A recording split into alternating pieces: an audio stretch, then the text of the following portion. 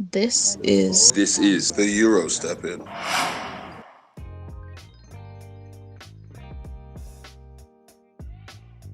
Hi, my name is Paige. Graduated at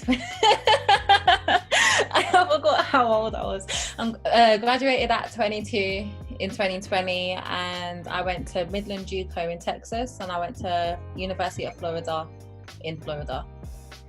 Marvelous. And Paige, can you confirm or let us know what conference the Florida Gators played in? The SEC. Okay, cool. And Midlands, what conference was that? What level? It was NJCAA, and it was I just know it was a really hard conference. It was like, Okay. yeah, Texas conference. Okay, cool. Thanks for joining us today. Right, so I guess in both accounts, at Midlands and with the Gators, what can you tell us what the league play was like? Like, was it, first of all, what's the level in, Juco when you went to Juco, and then how was the difference playing in college? Okay. So Juco, when I went to Juco, they didn't really like care about size or bulkness. Like, they just wanted you to get up and down the floor and make plays. Mm-hmm. So it was quite freestyle, but with some sort of structure. Like, everything was some sort of play. Whereas in Florida, it was very structured, but we had a lot of like. So if we had a play called green, we'd have like green go or green flip. Like, we had like plays out of plays. And so it was like, got to remember a lot of plays at the end of it. And then, it was very fast. SEC is a really fast conference. I feel like I played against the best girls in the nation, arguably. And, when I was in Juco, I was 180 pounds, and then when I went to D1, I went up to 195. Within my 2 years, they were like, we're going to get you big, because they thought I was like too skinny, too lanky. They wanted me to get some size so I can play on the inside. But I wouldn't say it's a mixture of guards and big, because in the SEC, everyone can play. The guards can play, the bigs can play. And I'm 6'2", well, arguably 6'4", but I was playing against girls who were 6'7", Oh, and wow. yeah, so Tia McCowan, like, she went Mississippi State. She was one of the biggest girls I played with. She was big. She was big. And it's just like having opportunities to play against girls like that. Like, these girls can play. Like, they can play. But I would say, like, my Juco team has potential to beat a lot of D1 teams. I can say that. Okay. Yeah.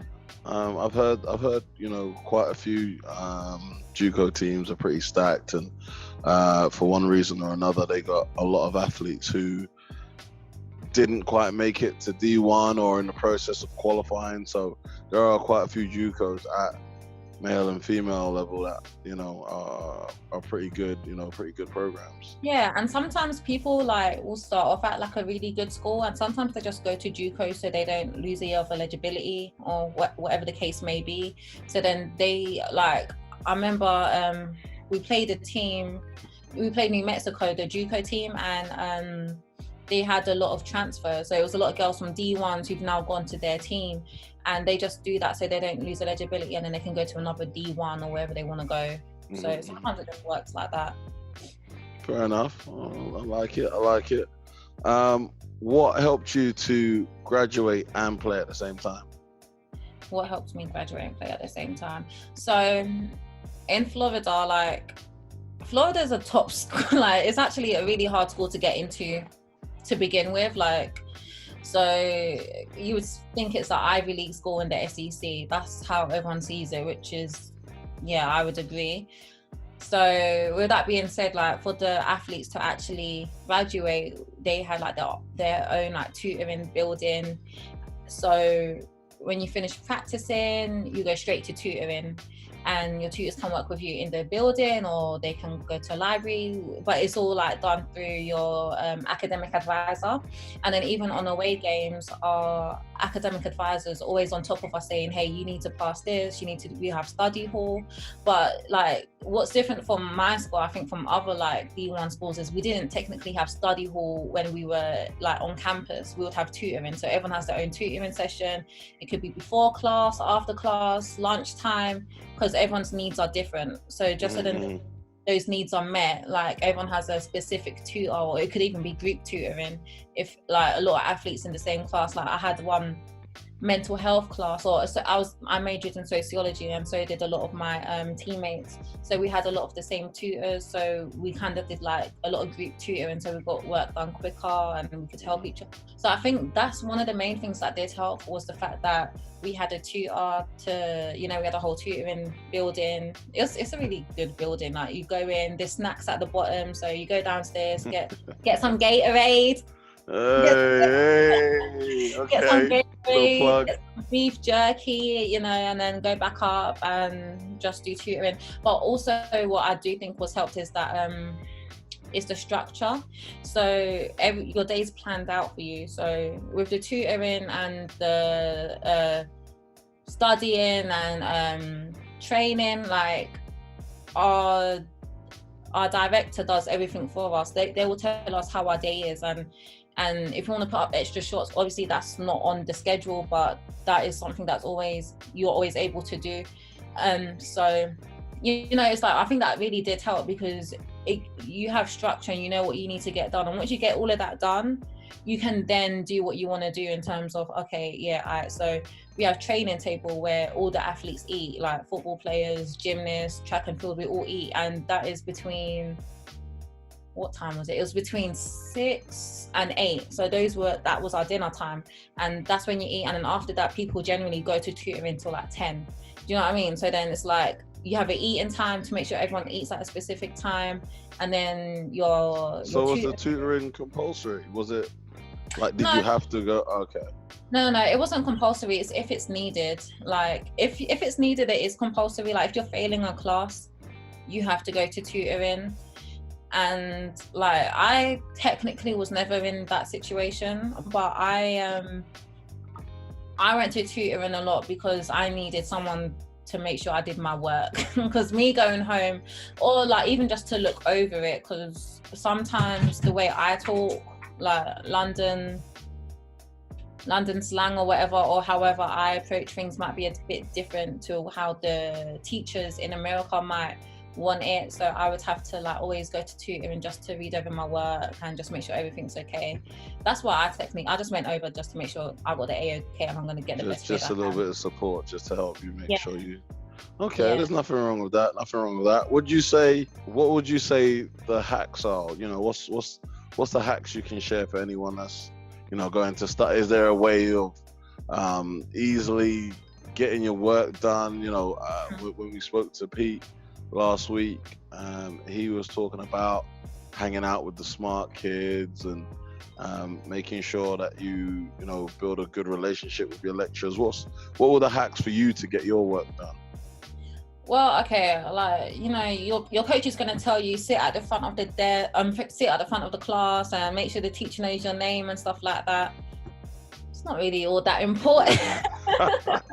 But technically I do sit at the front because I find it hard to concentrate. Like Florida tried to diagnose me with ADHD, which I don't think I have, but so I actually have to sit at the front, like, because I need to concentrate. That's for myself. And I would say creating relationships with the right people, so they're going to help you. And being an athlete, everyone's always going to want to be around you. Like it sounds crazy, but it's just like everyone's going to always want to be around you, and that could be a pro and a con. Sometimes people can see through you and be like, oh yeah, they're just using me because they want to get their work done. Do you know what I mean? Whereas sometimes if you actually create a relationship and people can see you're more than just an athlete, you're actually a person, and and you want to crack jokes and this, that and the other, they're like, oh yeah, we can do our work together. Oh yeah, we got this. Like, so I would say like just creating relationships with everyone, because you never know where someone could help or how someone could help. You could be in like a political class, and then next semester you could have a business class, yeah. Someone in your political class this semester could be like, oh, that marketing class you took, I took it with that instructor.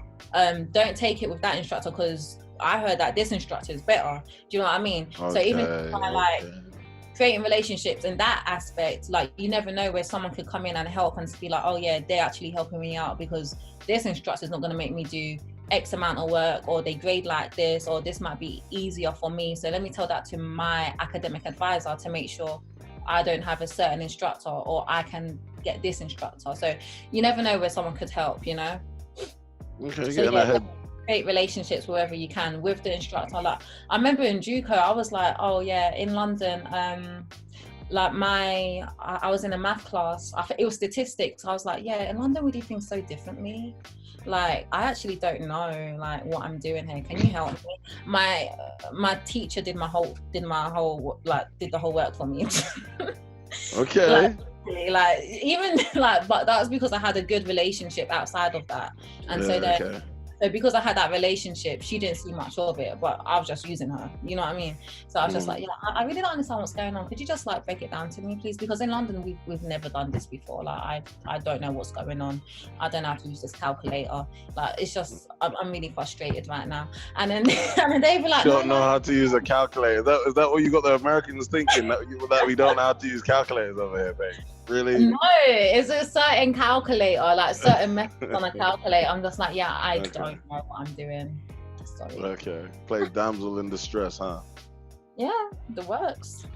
Fair enough. All right. So, talking about dealing with your role changes, so how you played in England. I know you spent a lot of time out in, the Gran Canaries. So what was your role compared to being in America, playing in, the American college game? Was it a lot different? Was you, the star of the show? Did you maintain the same role? Okay, so I played in Gran Canaria when I was 13 to 16, and then came back to London 16 to 18, and then went to America. So within my whole basketball career, I would say being in Spain made me very athletic, which meant when I went to like national teams, they wanted rim runs. They just want me to run the floor, get easy buckets like that.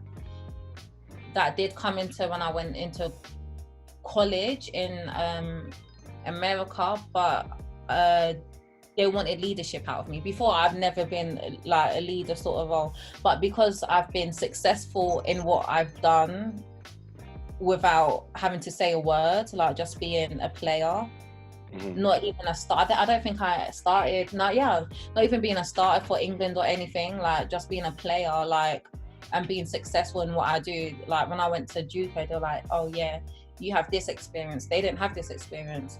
You can actually coach. Do you know what I mean? So it's like they gave me Juco, yeah, they did put me on some sort of platform where it's like I was like, because they gave me like confidence to be like, yeah, I know what I'm doing, so I can help my teammates and I can help us be successful. And then when I got to Florida, it started off, well, I was really shy. It's a big shock. Like Juco, you don't do no weights. Juco, you don't, you just play. That's all it is. You just play and you run up and down. Whereas when you go to D1, you're flipping tires, you're pulling rope, like you're doing crazy workouts. And I wouldn't say it wasn't expected, but the way my body like reacted to it was not what I expected. I thought I would have been better to begin with, but my second year, yeah, like I did show a lot of progress and stuff like that. And I was put on a platform where I could be a leader and I can help my teammates. So I guess like through like my experience, like the coaches put me in a trusting position where I can help and start to lead. And that's something I'm not used to doing. I'm just used to being told what to do and just do it. So to be in that position, it came with a lot of like, it was hard because I didn't know how to do it, but I think overall, like, yeah, like I did end up becoming a sort of like a role model basically overall. And did that follow through when you got to Florida or no? In terms of the leadership role and having to kind of be like a voice that's heard. Yeah. So at the beginning, no, because I didn't know what I did like when I went to Florida, like they recruited me because I was the big who could shoot. And then when I got there, they didn't want the big shooting. So I'm like, what on earth do they want me to do? Like, make up your mind. Like, this is why you recruit me. Yeah, so I was just like, okay, like, this is my highlight. This is my game. Like, I was like, I don't know what they want me to do. So, and I went to Florida because the coach is someone who wants everyone to shoot. So I was thinking, yeah, this man's gonna let me shoot the ball a lot. And even though he never, so it kind of like discouraged me. So I kind of put myself in a position where I don't feel like I could lead. But then last summer I put in a lot of work, and I was in a position where I was able to talk and voice my opinions, and it wasn't like looked at weirdly. It was like my teammates trusted my opinion. So I was put in a position where I can be a leader. I can lead I can lead like the bigs. I can say, hey, look, do this, do that, and they can say the same to me. It's nothing personal, but it's just like, you know what I mean, it's all business. We all just want to get each other better. But before, I was not like, when I first got to Florida, I thought I couldn't say a word. I'd be like, nah, I don't know what I'm doing here, you know what I mean? Like this man took away my game. So it's just like I don't know what to do right now. I don't think I can tell anyone what to do. But then the summer I worked a lot harder, and yeah, I was able to lead. Yeah. Okay. Who were the best players that you ever played against or with? So, you know, you play, especially being a part of 2 programs. You spoke about how good your Juco was. You spoke about, you know, the SEC had some of the best players nationally. Who were the best that you played against or played with? I'm gonna say Janae Bunn. She's a Juco prospect, and she went to Colorado Boulders, I think, you know, the Buffs. Yeah. She went there. One of the best bigs I've ever played with. She reminds me a lot of myself. She's really athletic. She gets up and down quick, and she has a lot of grit. Like she made me a better player in Juco. She's a couple years older. Who else was? I'm gonna name 4 players. So there's Janelle, and then I'm gonna say Danielle Rainey. She went to TCU, then she transferred to Florida. She's one of the best guards I've ever played with. Like her IQ is dumb. Like it's dumb. Like she sees everything. Like it's just stupid what she can see. Like, and she will pass in, she will shoot. She just knows. I feel like she just knows what the right decision to make, because she can shoot the ball. Like, watch out this year, because she tore her ACL, but she's coming back, so you're gonna see her on big things. Like definitely. Okay, we're getting a little inside scoop. Okay. Yeah, and then who else should I say? I'm gonna say.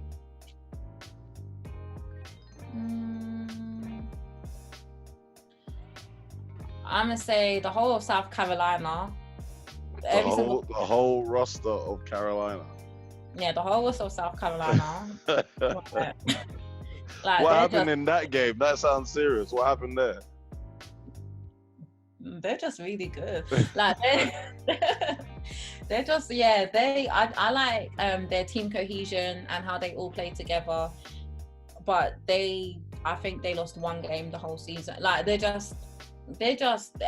like everyone knows their role, and everyone knows what's expected out of them, and it just showed on the court. Like, yeah, they won. Yeah, they're really good. I've like had the season carried on, like I would have been like happy to watch them play, because they did some big things this year. And then I'm gonna say Funda Nagasoglu, however you say her last name. She's from Australia. She played at Florida. She used to play at Utah. She's Yeah, she's a shooter, but she shoots the ball like, I just never seen someone shoot the ball like that. And then I'm gonna say, can I say someone who I played on national team with? Sure. Anyone that you played against. Period. I'm gonna say Savannah Wilkinson. She goes to FSU, so you know the UF and FSU rivalry. Like,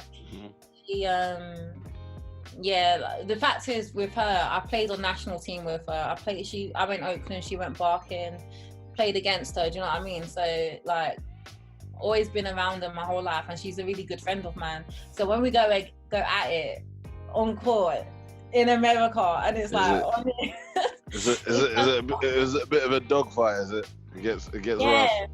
Yeah, but it does. But there'll be elbows thrown or whatever, probably from me. But it's just like after the game, it's all love. Like that's what I love about her. Like she never takes anything personal, and she knows it's just the game. I never take anything personal. She's just fun to play against and with.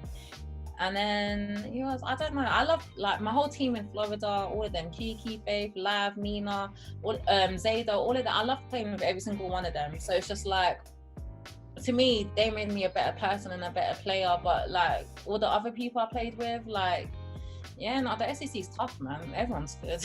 It's hard to like pick out individuals because everyone's good. There's a girl in Auburn, and she was getting doubles every single game. She's really apart good. From when she played you, right? No, when she played me as well. I was trying to shoot you some bail. I was trying to help. Yeah, thanks. I was trying. Okay, so with the knowledge you have now, if you was to redo 3 things coming into college, what would it be? Or what would they be, sorry? I wouldn't go to Juco. Ooh, why is that? I don't think Juco sets you up for D1 or D2. Okay, and that's what we're here to talk about, man. Like anything that you feel is helpful, but not everyone has that route to get to D1 straight away. So the function of Juco is that kind of the bridge, whether it be a prep, like a prep year, keep your eligibility, getting your grades up. I think I would have preferred to do a 3rd year in London and then went out to America. I only say this because it's like I feel like I was better prepared for D1 out of high school, out of college. It's weird because I feel like I went to Juco because my grades were poor. Like I did poor in school. I left Spain with like 4 GCSEs. So I did really bad, and then so like I was meant to go Clemson originally, and then I had to go Juco, and then after Juco the plan was to go to Clemson, but the coaches got fired. So then it was like, okay, and with Juco now, like some coaches can be really like shady with you because technically you can just be there for 1 year, but they're going to contract you for 2 years. And then so like I could have just been there for 1 year because my grades went up, but they kept me for another year, and I didn't know that. Everyone was like, Paige, you can just stay for 1 year, I was like, they didn't tell me that, you know what I mean? Okay, so you wasn't informed. No one told you that you could dip. And it was off kind of first annoying. year. Yeah, it was really annoying. And I feel like my coach is an amazing person at Juco and everything, but I just don't feel like they helped. Like they cared so much about their season and getting their ring, and a lot of us are just there to get to the next step. So yeah, we want to win here and everything there, but at the same time, like I need to go on my visits. I need to talk to coaches. You know what I mean? It's like doing the whole like last 2 years of like being 17 and 18 all over again. So it's like I have to redo all that, and they weren't letting that happen because they don't give you your letters. They don't tell you who's recruiting you because they want you to focus on that season. And I feel like they think this is for my school specifically. I can't talk for all Jucos. But for me, it seemed like a consistency with every single player. Like they're not telling who's recruiting who or whatever, so they can win. But they feel like if we like look at different schools, like we're gonna lose focus on Juco, you know what I mean? What's going winning on? at Juco, which is fair enough, but at the same time it's like I need to know who's recruiting me. And there was a lot of coaches, like Virginia was recruiting me, a lot of people who were recruiting me who stopped recruiting me because my coach doesn't give any feedback on the player or let us speak to coaches. So it was really, I was quite upset because all these people recruiting me, and it's just like I had no idea. And a lot of them like, oh, I'm not going to deal with her because she goes to that school. Do you know what I mean? And it was just things I didn't know. And the reason why I chose Midland College, because I saw a lot of the bigs went to quite successful schools, and it was schools that were kind of recruiting me to begin with. So I was like, okay, so this must be a good program where I could keep up my strength, you know, and keep up my game and stuff. Which in turn it was, but I just don't think, in terms of recruiting, like I had letters that came in, it could be Easter, right? I'd be getting letters that were from Halloween, and I've never seen it before. So all these schools that were interested in me, like suddenly they just came through the mail. Do you know what I mean? It was just, and some of my letters were opened. So consent, where's the consent? Do you know what I mean? Like, confidential things. It's like, yeah, I was quite upset. Like when I left Juco, I didn't even get to say goodbye to my coaches. Like they just, man, like said goodbye, innit? Wow, that's tough. And I guess from the coach's point of view, and I'm not saying it's right or wrong, but I'm just saying the other side of the coin is, you know, jobs are on the line. As you said, they're trying to get their ring, or, you know, I guess a lot of positions, a lot of coaching positions in the States is performance based, you know, and if you don't get results, you know, you're out the door. So as I said, I'm not excusing it, but I'm just trying to give it some reason to why they may have done some stuff. And that's what I'm saying. Like, I understand, like, it's like they want us to focus on that, but at the end of the day, like, our career doesn't stop at Juco. So it's like, if we just... Nor your education. Nor does my education. So the only reason why I actually got to Florida was because when I was in college in London, I was in contact with a coach. Not the Florida coach, it was a coach from before. Like, she's known me since I was 15, since I was in Spain. Like, she's been talking to me on and off. And so she used to coach at Colorado, who I just said went to. She used to coach there, and then she coached in Arizona, and then she went to Florida. So, because I have her on Facebook and stuff, I was able to contact her behind my coach's back.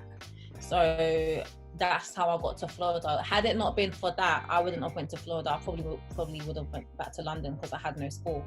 Like, all the schools, like I had Mizzou spoke to me once, and they were like, we want you to get you out on a visit. And this was in February. And I was like, my coach was like, no, she can't go on no visits till the end of the season. It's pretty late, but by then you pretty much have your next team up. Do you know what I mean? So it's like, it was just quite annoying. So the coaches from Midlands, like, specifically said, like, you can't go on a visit. Yeah, they said I can't go on no visits. They said I can watch games on TV. Okay, that's interesting. I've never heard coaches blatantly say no, but each situation. Was, like, I wanted to go on visits in January because, you know, like, you come back earlier for basketball and school doesn't start till like mid-January. So I had a lot of days where we weren't doing anything. So I was like, I can go visit a school. Like, I could have visited a lot of schools, and they were like, no, you can't. We're not allowing you to do that. And I was like, but I have no school.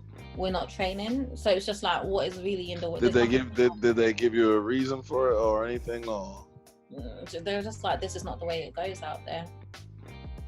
But what's funny about this is that So when I was a freshman, the sophomores told me this is how he's going to do it, because that's what was going on in their year. And I was like, oh my goodness. So I stayed in contact with my high school coach. I mean, I played at Brixton Top Cats. So the coach there, I stayed in contact with him, and he helped me get a couple schools talking to me without my Juco coaches having influence on it. So he helps get, it's like Blue Star Europe. Do you know what I'm talking about? Mm-hmm. Yeah, so I kind of had that sort of connect, and then so that's how I was getting school information. And in my year, when I was a sophomore, I was the only one getting schools. Everyone else, they're not less talented, they could be more talented than me, but they weren't getting any schools because they only had the one person they had to get them schools weren't doing it, and that was the Juco coach. And because I had someone outside of that, I had better hope. Mm-hmm. Yeah, you had better resources. Yeah. Wow. Thanks for sharing that.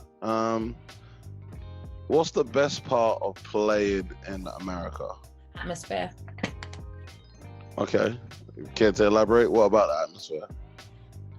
It's just it's like so surreal. It's like, oh my god, like we're actually on TV right now. Oh my goodness. Like, there's a lot of cameras, and all these cameras giving me epilepsy, you know what I mean? It's like it's the whole atmosphere, and then the music. It's like the fans come in.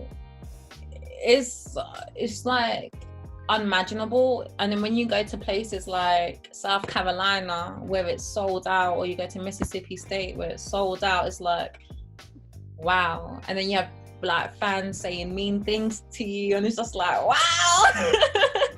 How did you deal with that?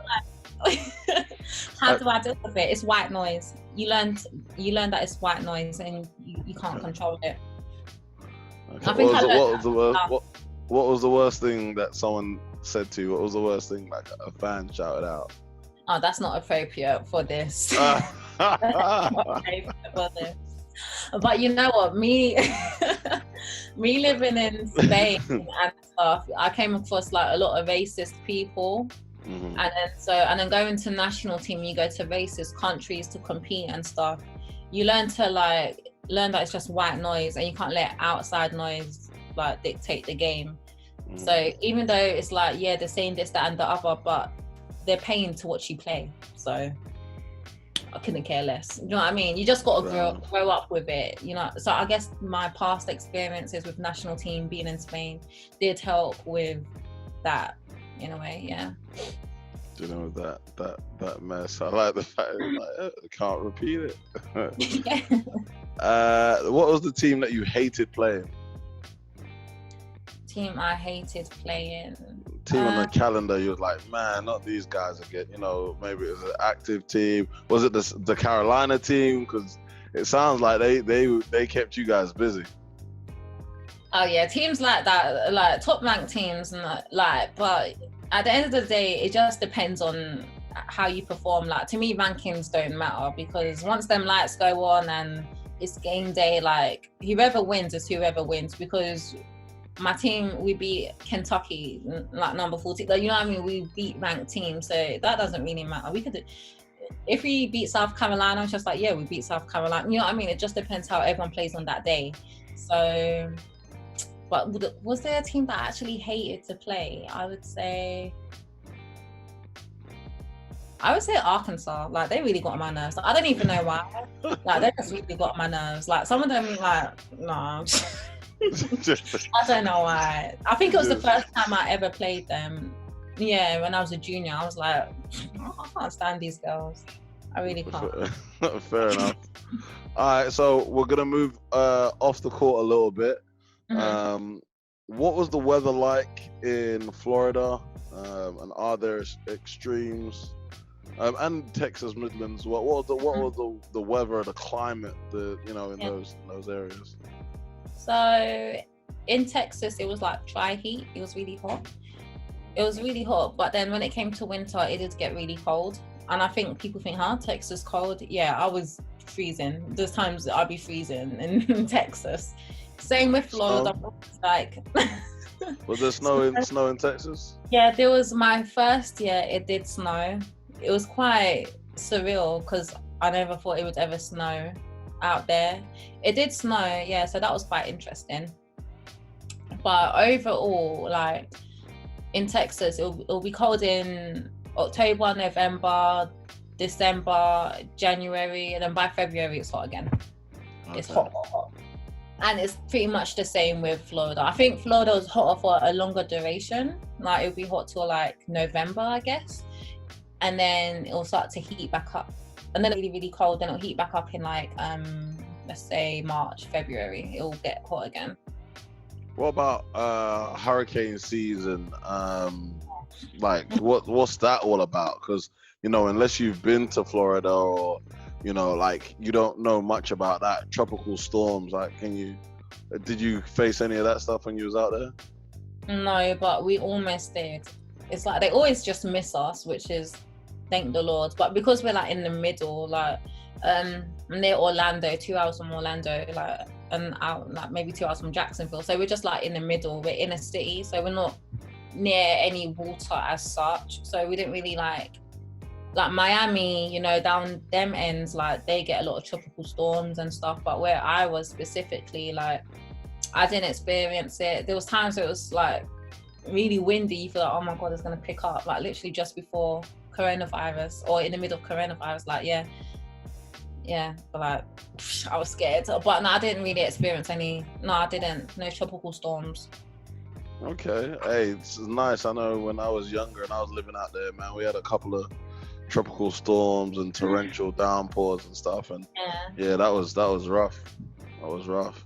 How did you deal with your jet lag? You know, traveling to and from. What hacks have you got for jet lag? What, you know, especially you being so well traveled. What hacks have you got for jet lag? I feel more jet lagged when I come back to the UK than when I'm out there.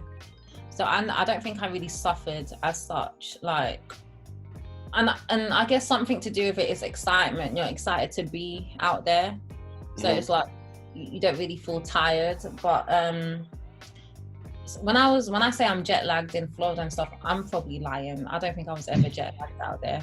So if I told my coach, oh yeah, I'm jet lagged, no, I'm just having a rubbish day in the office right now. Like, confessions, like, no, I was lying, I was fine. Yeah, I probably was just lying. I don't feel like I was ever jet lagged. I love it. Like, I'm being dead, and that's being in Texas as well. I don't think I ever got jet lagged. Never got. I think when I normally come back to London, I take like a week of just sleeping. But when I'm out in Florida or Texas, I don't think I ever got jet lagged, not one bit. For me, but I did, like, I had Australian teammates and I could see that they were dead tired. But no, for me, and I know some people do suffer from jet lag, but no, I wasn't one of them, so I got lucky. It was cool. Okay, no worries. Best place to get food. Where is the go-to destination, both in by mate? What's the word? Tongue tied. Where is the best place to get food? In both places. Okay, so in Texas, go to Whataburger, get a patty melt. Definitely, I'll definitely tell you to get that. I can't even remember Texas. I think Texas Roadhouse is good, but I'm allergic to peanuts, and they have like nuts everywhere in Texas Roadhouse, so I can't really be in there too tough. But they do like a lot of like bread and butter, and it tastes really good. Florida, bread and butter, is that the recommendation, really? Bread and butter. I mean, like it's like cinnamon, like cinnamon rolls. Okay. Yeah, they taste so good. But patty melt and Whataburger, like that tastes like amazing. I really miss that Whataburger. But then in Florida, anything seafood, wherever you go. No, don't go Bahama Breeze. It's fake seafood. But well, it's fake like Jamaican food. It's like authentic. I don't know what the hell it is. But there's like a Gainesville shack. I lived in Gainesville town, so it's like but then Juicy Crab is really good. There's another crab place right next to it. I like a lot of seafood. I think that's because of Spain. I went to Spain, so I guess anything seafood in Florida will taste amazing. because you're on the water. Like, it tastes good. So Where was the best place though? If you could go back just for one meal, where would it be? yeah, the Gainesville Shack. I think that's what it's called. It's like, it looks so dirty on the outside, and it probably is dirty on the inside, but it is the best seafood ever. Hey. Like, they be seasoning up their crab, their egg, their sausage. Like, it tastes so good. I can't even. Regardless of the dirt, it's still cool. You know what I mean? It looks like a little shack. Like, it's just like, but you can tell that the food is clean, but on the outside it looks scrummy, but it tastes amazing. Oh, but if you want to go out on like clubbing or whatever, and then you want somewhere to eat, go to Checkers, because Checkers wings. Yeah, Checkers. Have you been Checkers? I have, but I mean, I wouldn't say that's like a top food destination. For the wings after a night out, yeah, it is. And you're talking about after you're 21, right? And you know what I mean, you're legal to go out and. Sure, yeah. That could be a part of it. What's the must go to point of interest? It's like in Gainesville or Florida in general, or wherever. Where's the of the places that you've been to, where is the must see? So like best sightseeing places that I've been to? Yeah, like apart from the club, you know what I mean? Some of our guys aren't gonna be. Yeah. When I was in Texas, I really like San Antonio. If you just go to San Antonio, I think it's really beautiful there. Just to walk around by the riverfront? Yeah. If you know where I'm talking, like, yeah, it's really nice there. In Florida, like, what is it called? St. Augustine is like the oldest bit of America, so there's a lot of history in there. So it's like the Spanish guy colonized. I don't really know the history, but it's like a lot of old Spanish buildings, and it makes you feel like you're in Spain. Literally, it's like. Oh really? Yeah. The school there's Flagler, however you say it. But yeah, I think it's really pretty to see how they still have some sort of history, because there's a lot of, despite the fact that America is so big, a lot of history doesn't date back to all the way back then, like how like British history does. So it's quite interesting to see that in America. And where else would I say? I mean, I'm a stupid Harry Potter fan, so I liked Universal Studios in Orlando, Okay. I'm gonna go to Disney World, like little stuff like that. But where anywhere particular in Gainesville? In Gainesville, where's nice in Gainesville? I mean, if you want to go gator seeing, like see alligators. Like on the marsh and stuff? Yeah, there's a lot of lakes. Yeah, there's a lot of swamps, like a lot of lakes and stuff where you see a lot of gators and stuff. But Gainesville's just like college town. It's just a college town, so there's a lot of like college people, college like. Okay. Was there anything cool? Oh, they have like, I didn't get to go, but there's like a place where you can see monkeys. I have an obsession with monkeys, but I wanted to go for my birthday this year, but it got like obviously pandemic. Yeah. So they do have like a little zoo, I guess, where you could like touch monkeys, and they can like, I don't know, like Gainesville's just a nice place to be. But I just went there for college. I didn't really see like. Normally, if you had a day off, we want to get out of Gainesville, so go to Jacksonville to go shopping and stuff. You know what I mean? You don't really want to stay here. So yeah. Okay, speaking of shopping, as a baller, where is the best place to get kicks in Gainesville or wherever you was in Texas? Like, where's the best place for you to get kicks? Okay, when I was in Texas, I feel like I was in my school, there was Whataburger, and then there was a mall, and that was it. It was a triangle. There was nothing else surrounding it. Like, I'm being dead serious. Like, it was so quiet, and you could see like I don't know, them little things. Tumbleweed. You can see tumbleweed.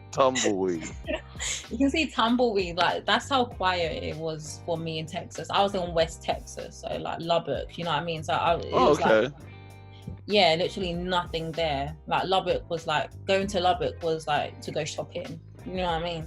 So then in Florida, I wouldn't say any store specifically. I feel like you need to know a plug online, and you need. I've heard that already. Yeah, there's a plug. Yeah, you got to know a plug to know someone, and then get your shoes. Because any store, nah, you got to know a plug to get your shoes online and get it discounted. Obviously. Okay, and get the exclusive ones, the rare colorways. I'll give you someone. We can put it. We can add it like. Hey, that's what. Hey, if you want, yeah, I can put that out. I'll put the plugs up. Yeah, I'll give you 3 of them. I'll give you 3 plugs to get shoes from. Exclusive. Hey, okay. You say just use your code, Paige. Just say you know. Tree. big palm tree. I got you. Best American holiday. Like a holiday spent in America. No, as in the holiday period. So Thanksgiving, President's Day, Labor Day, Christmas. Whatever.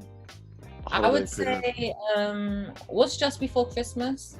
Thanksgiving. Yeah, I like to eat. So Thanksgiving did come in handy. It's like comfort eating all at once. Like okay. Eating. I would say that, and then because Black Friday is like around that time as well, you kind of get discount on stuff. I know people don't like Black Friday because of the history behind it, but I mean, I want discounted clothes, so You're just out there buying stuff. I got you. I hear you. Did you get homesick, and how? I mean, I think I know the answer to this, but did you get homesick, and how did you deal with, being away from your friends and family?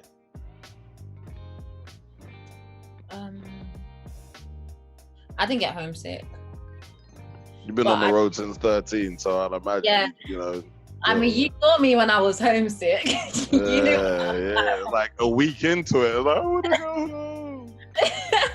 Like, damn. Literally. So I feel like, no, that was the hardest part. When you first start to live away from home, that's where it's hard. But when you're just used to like being away from home, it's whatever. But I think I was confronted with a lot of like family situations, like deaths in the family, like craziness going on in the family, and I couldn't be there.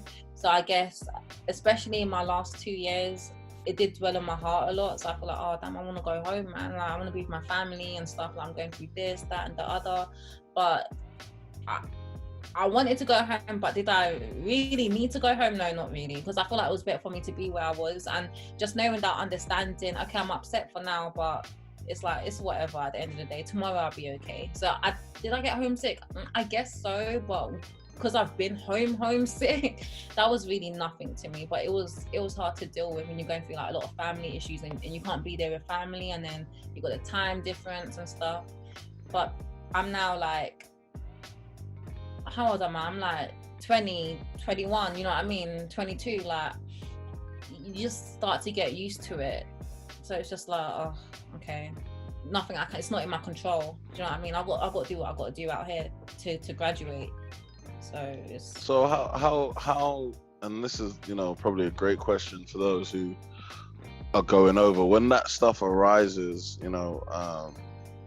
illnesses in family, situations going on back home, how did you, apart from getting on a plane and going home, but how did you navigate that to make sure that you stayed on course to, as you say, play ball and study and all the rest of it? Was there any, vices that helped? Yeah, so this was a big learning experience for me, because I didn't trust in my team or my coaches to a point where I feel like I could talk to them about like situations or why I'm acting off or stuff like that. So it got to a point where, everyone came to me and said, look, we got you. You're not going through this alone. You need to talk to us whenever you want. Do you know what I mean? And so, like, because, you're so used to the narrative of coaches just caring about basketball and just care about keeping their jobs. They don't care about you as a person. They're just going to scream and shout at you.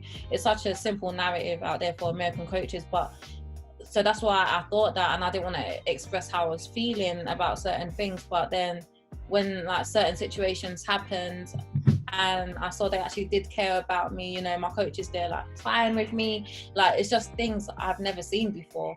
So it was like, damn, like my coaches do care about me, and I need to talk to my resources. I need to talk to these people to help me get it off my chest and help them understand me, and then they know how to talk to me, or if I'm okay today or what's going on, and do whatever they can to help. Because if you just keep it in by yourself and you just keep it in, you're gonna go crazy. And that's what happened to me. I just went crazy with it all. Like, it was not a nice picture at all. But when I started to talk to people, I had a sports psychologist I was talking to.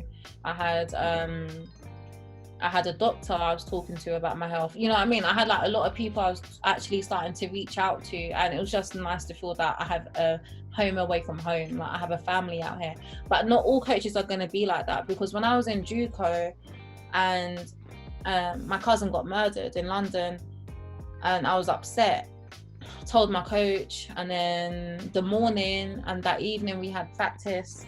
He came up to me and he was like, oh, what was it? It was your niece? Or, oh, no, it was your cousin. And I was like, yeah.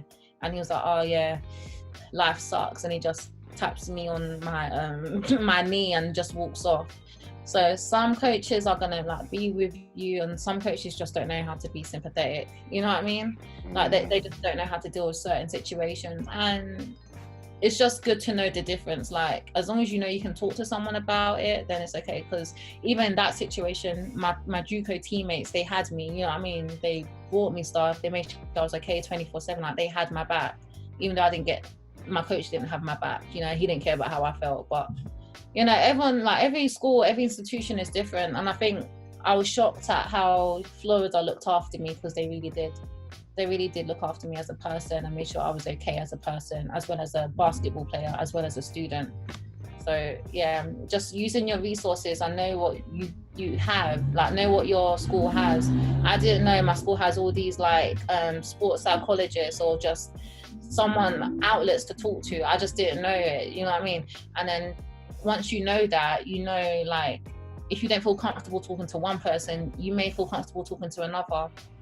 And then with that being said, like I have a group chat with like a lot of UK athletes who are now in America. So we touch base every now and then, and we're like, how's it going? Life hurts. That's pretty nice. You know what I mean? Everyone's like, life hurts, it's hard, I want to go home. Man, my coach did this, man, my coach did that. Do you know what I mean? It was just, and it's good to know you're not the only one going through it. It's good to know, like, yeah, every institution's crazy out there, but it's just like, yeah, we're all going through it, man. Like, we're all in this together. So it's like, yeah. So it's cool. That's nice, man. That's nice you guys have a group chat. Right, so the big question, the fun question, being a collegiate athlete, being away from home, being away from, you know, just essentially being out on your own, there's a lot of distractions. Now, I'm assuming there's, you know, drugs, there's boys and girls out there. How do you deal with these distractions? So I don't. Did you hear about the LSU basketball player who got killed? No, I don't think so. Okay. Or there was a coach who killed a man in like okay. So there was stories that hit headlines like that. Our coach sits us down and like gives us the headline, and he definitely says like, something you do for 30 seconds can dictate the next 30 years of your life. So when you're not playing basketball, when you're not in school, think about what you're doing, because like you represent this school, and it's true what he's saying, because everyone's watching you all the time. So if you're speeding, or if you're cussing someone because of road rage or whatever, that will get back to your coach. Because everyone knows everyone, do you know what I mean? And everyone knows your face. You're all over the place. Yeah, that's an athlete. I'm gonna talk to that to UAA, or I'm gonna talk to a faculty, because do you know what I mean? So you have to be careful, especially when it comes to like people, because people are gonna try and use you to get into certain things. me as a female athlete, I never had to pay to get into a club.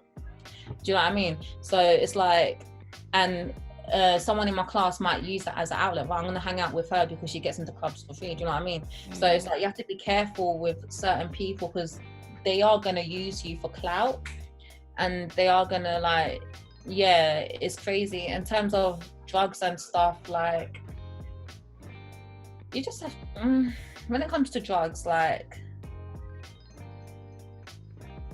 don't do nothing stupid. Just don't do nothing stupid, because I understand you're in college, you haven't experienced certain stuff, but know your intake, I know what's wrong, and don't sniff nothing. Like, just be careful, like, because people are going to spike your stuff. People are going to tell you something that it isn't. Do you know what I mean? And it's when you know you're really OD right now. You really have to be careful, because people are out there to embarrass you. They want to see you do something stupid. Like, yeah, cool, I've done some stuff, I've learned from it, and you know what I mean, I never but I was always in control of the situation. But I've seen people where they haven't been in control of the situation. I'm like, oh my God, like, no, we can't do this. We're all going to get in trouble. And I feel like this is what my coach is saying, like, 30 seconds could be the next 30 years of your life. And it shows. It, like, I really, that was in with me till today. Like, make sure I make good decisions and good choices, because, yeah, when you're, okay, these are for all the people with accents. Like, if you're in London, you're going to America, you're going to have a London accent or a British accent. Opposite sex or the main sex is going to find that attractive, and they're going to try and like get with you just because of that. It's just like that. It is what it is. Yeah. So how do you navigate that, you know, so with these distractions, you know, drugs or romantic advancements, putting it nicely, like, how do you say, okay, no, I'm going to leave that over there, and now I'm going to focus on getting in the gym, or I'm going to focus on my studies, or do you just say, you know what, I'm going to indulge and hopefully try and do everything at the same time and just juggle it? I think it's maturity and environment. If your teammates aren't doing it, you're not likely to do it. Do you know what I mean?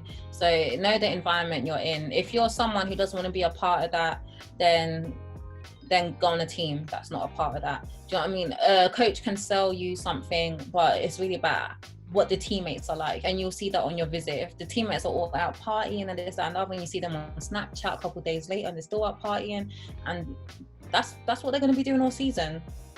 It is what it is. So it's like, pay attention to stuff like that. And I feel like, think about really what you want. If you want to like really strive for something great, then you don't want to be in that sort of environment. You kind of want to go to a school where it's like really like strict. Do you know what I mean? So it's just, you got to think about it. You just got to make better decisions from young, because it will like follow through. Like it really will.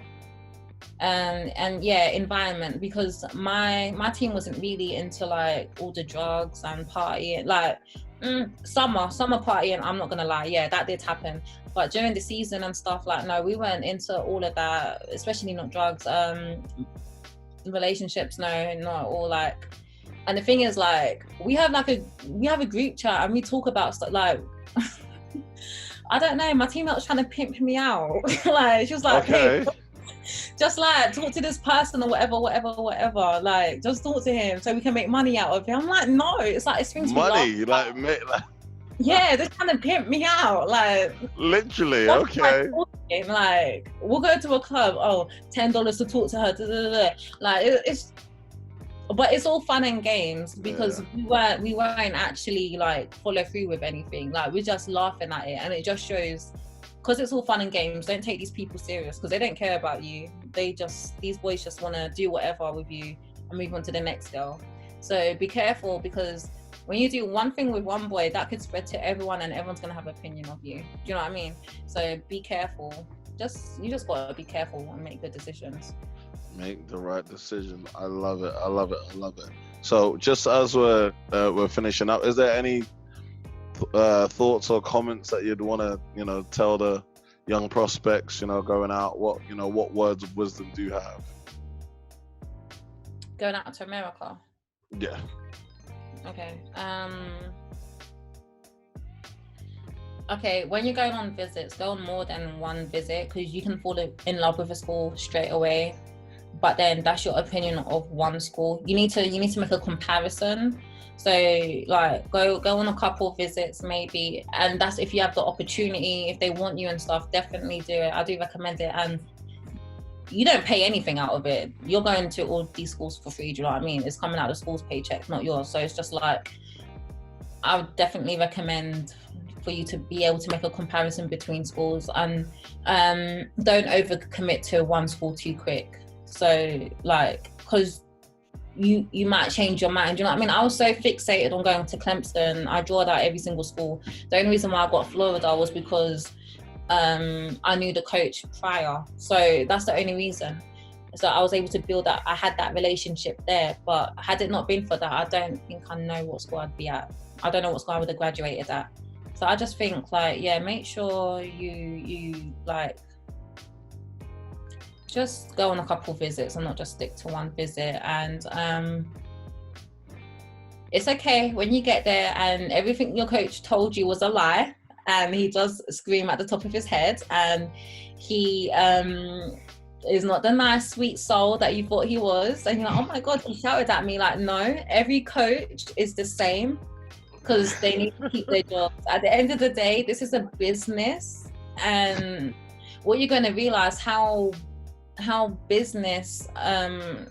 business world is so like in basketball or any sport in America compared to like UK. Like, that's all it is.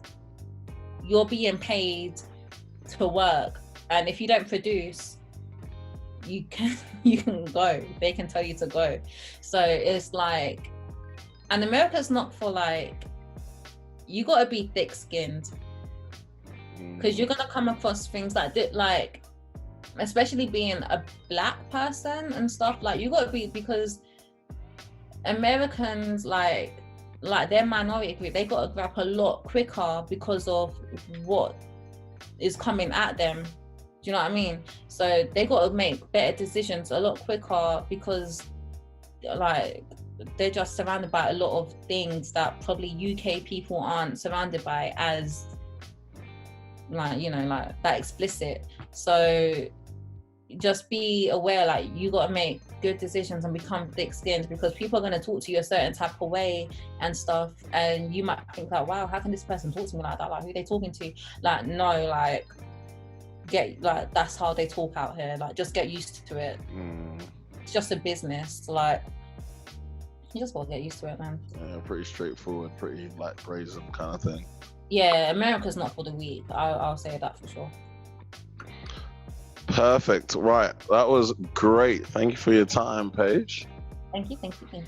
My name is Paige Robinson. Thank you for watching Eurostepping. That is marvelous.